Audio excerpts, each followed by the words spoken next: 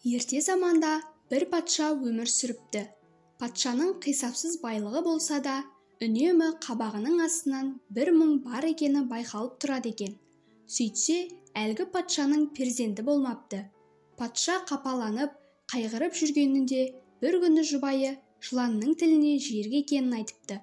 Осы сөзді қаншама рет Құдайдан жалынып сұраса да, ести алмаған ол жүрегі жарыла, қуанып, жар салыпты. Егер де кім-дегім менің жарлығыма құлақ асып, жарымның жерік асы жыланның тілін әкеліп берсе, соған жалғыз қарындасымды қосып, өзіме күйеу бала етемін. Бір ескертетін жайт, ол Сахарадағы жыландар ордасының патшасы атақты Афита әбжыланның тілі болу тиіс депті. Үмітсіз сайтан демекші. Байлық пен аса сұлу патша қарындасын алуға қызыққандар Сахараға жол тартыпты. Олардың ішінде сол шаһарда тұратын бір саудагердің Азу есімді баласы бар екен. Азу о баста өмірге келгенде жылан терісін жамыла туыпты. Өз терісінің пайдасын көрмекке әрі сынамаққа ол да үмітпен жыландар ордасына аттаныпты. Азу жолда келе жатып, әр жерде шашылған адам сүйектеріне көзі сүріне береді. Бұлар да мен сияқты үміткерлер шығар деп топшылаған ол өзі тек терісінің арқасында ғана аман келе жатқанын түсінеді. Ақырында көп қиындық көріп Сахараға жетеді. Ордаға келген соң ол жыландармен тез араласып кетеді. Бірде жыландар патшасы тағамды өте жақсы даярлай алатын аспазшы керек екенін мәлімдейді. Сынға түскендердің арасынан Азу озып шығады. Ол қолынан келген өнерінің барлығын жұмсаған екен. Сөйтіп, аз уақыт ішінде Азу Афита әбжыланның жақсы көрер жақынына айналады. Әңгімеге тарта жүріп, жыландар патшасының жаны қолындағы сақинада екенінде біліп алады. Оны Афита масаңдау кезінде айтып қояды. Бір күні Азу тәтті тағам жасап, оған ұйықтататын дәрі қосады да Афита әбжыланға жегізеді.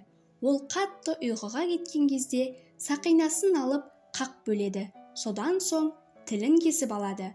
Түн қараңғылығымен тайып отырады. Бұл оқиғаны таң атқан соң бірақ білген жыландар оны әрі іздеп, бері іздеп таба алмай қала береді. Азудың оңай құтылуының себебі Сахарадан шыққан соң ол адам қалпына қайта ауысып алады. Еліне аман-есен оралған Азу патшаға жыланның тілін әкеп беріп, оның қарындасына үйленеді.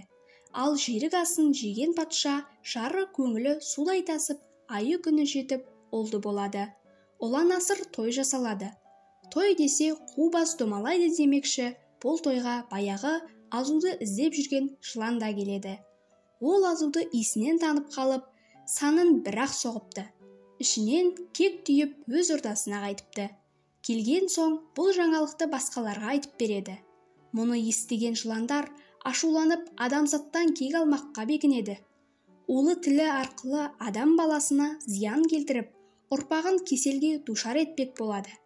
Афита әбжыланның жұбайы Флита әбжылан қатты ызаланып, оны өлтірмекке өзі аттанатынын мәлімдейді. Афита әбжылан дүние салған кезде ол қасында бола алмайды. Алысқа қонаққа кеткен екен. Араға біраз уақыт салып, Флита әбжылан патшалыққа келеді. Азуды іздеп жүріп, бір үйдің түндігінен сығалап қараса, бесікте жас баланы көреді. Бұл жаңа туған нәресте патшаның мұрагері еді. Ол бар ашуын осы баладан алмаққа бекінеді. Үйде жан жоқ кезді пайдаланып, түндіктен түседі.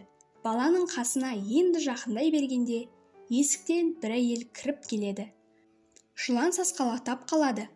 Ал патша жарының абыржығаны сонша, тілі күрмеліп, «О Құдайым, жалғыз сәбиімді ажалға қалай қиям? Оны босанарда жыланның тіліне жерік болып едім. Енді ажалы да осы жылан тілінен болмақ па? Жоқ, құтқара көр» деп жалбарыныпты. Сол сәтте қайдан есіне түскені белгісіз ошақта тұрған сүтке қарай ұмтылады. Қазандағы сүтті жыланға көрсетіп тұрып, «О әбжылан, менің жалғызыма қиянат жасама. Жүрегім сезеді, сен кек алмақшысың. Баламды саған бермеймін. Болмаса мені шақ. Мен де анамын. Ана сүтінен жаралғанмын. Балам да басқа жан жануарлар секілді ана сүтінен жаралған. Сен де біз сияқты ана сүтінен нәр алғансың. Тіршілік иесінің нәрі сүт, ол қасиетті де қастерлі. Оны жаратқан ием сыйға тартқан. Ақты жерге төкпе деуі сондықтан, ал мен сол сүтті сенің басыңа төгемін. Тек балам үшін, тек жалғызымның өмір үшін ғана салттан аттаймын. О әбжылан, опасыз, сенің уың осы сүт арқылы құдіретіңнен айрылсын. О жаратушым, тілегімді қабыл ет деп, еңіреп тұрып, сүтті жыланға шашып жібереді. Сол сәтте шынында да жылан бар құдіретінен айрылады. Сүттің қасиеті күші оның уы мен айбатын сиқырлап тастайды. Жылан есеңгіреп тұрып есіктен шығып кетеді. Міне, осыдан бастап барлық жылан атаулы сүтті көрсе айбатынан айрылады екен. Олар үйге кіргенде басына ақ құйса сытылып шығып кетеді. Оларға бұл қасиет сонау заманғы өз аналарынан дарыса керек.